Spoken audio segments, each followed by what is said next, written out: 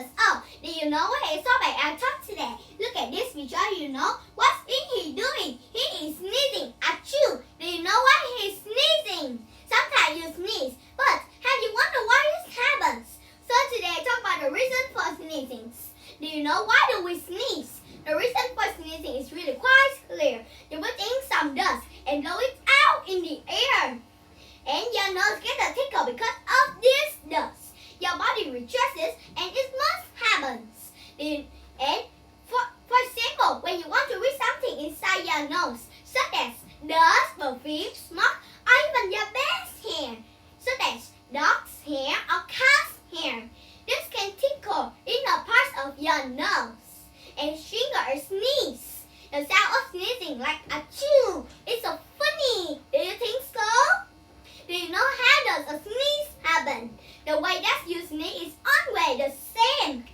When an inwanted particle goes inside your nose and causing a tickle, an information sent to your lungs from your brain.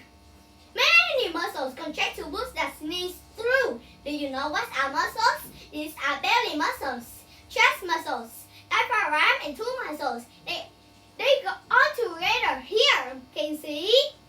And they get together to correctly to create a fake sneeze. And then your eyes shut and your tongue is on the roof of your mouth. Look at me like this. Achoo! Your nose blows it into the air and it's blown with great power. A sneeze can go 100 miles an hour. That's very, very far. Do you think so? When you are sick in the bed with cold or the flu, you know this because to use a loud tube.